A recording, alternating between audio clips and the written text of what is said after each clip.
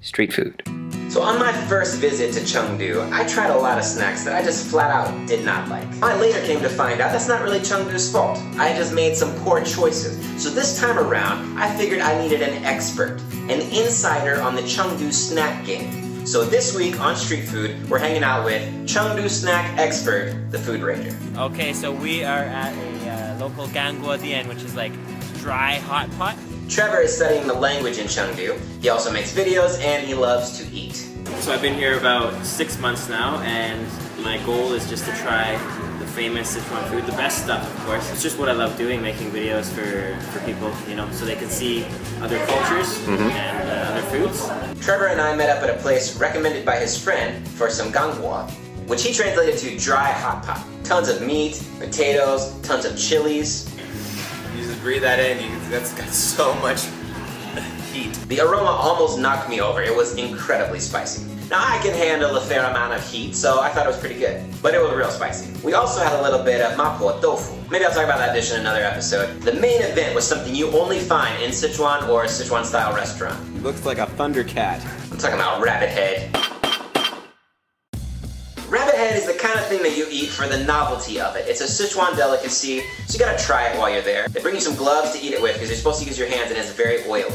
We got two different kinds. We've got one mala, which is numbing, spicy, and then we've got one wuxiang, which is like a fragrant.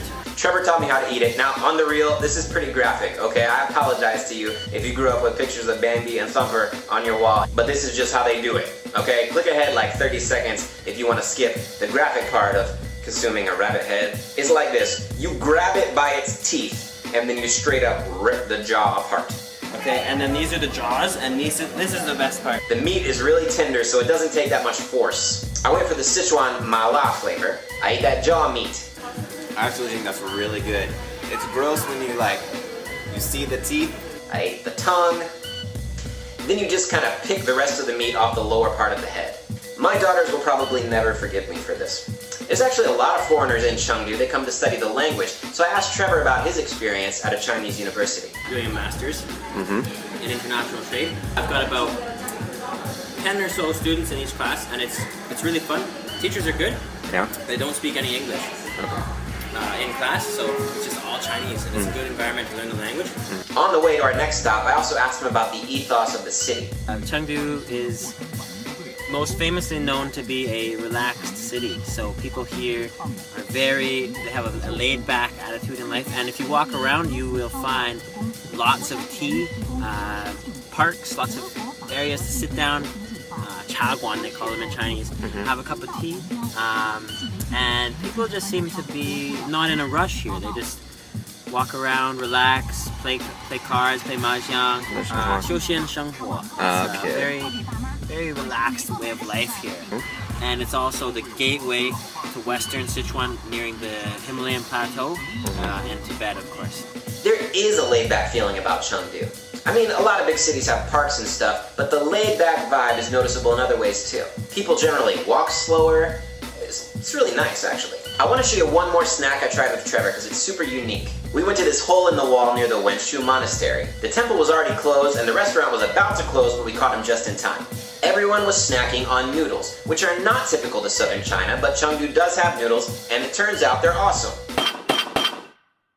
I was skeptical at first, okay? He brought out this strange bowl of thick noodles covered in straight up gloop. There's also some ground up Sichuan pepper that numbs your mouth. The gloop is a sweet, fruity-ish jelly. It might be made from plum. The fruit flavor is really faint, but it's quite sweet. And then you mix that with garlic and chili oil. It's so weird, but I gotta say, that combo was pretty dope. I don't know who thought to scoop some jelly on that thing. It probably dates back to like a tragic kitchen accident. Some dude's belly was like bloop in the noodles. Oh snap, guys, I made a new food. I would eat tian shui mian again for sure.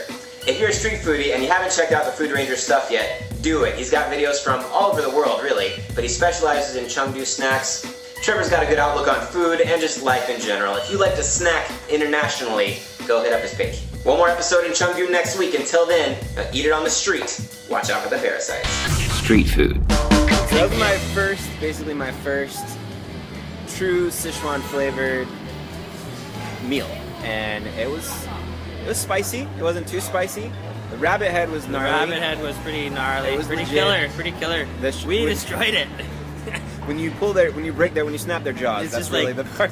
And you see, it's like a little pop, you know? A lot of thanks to Trevor for showing me this place and introducing me to some legit rabbit head. Awesome.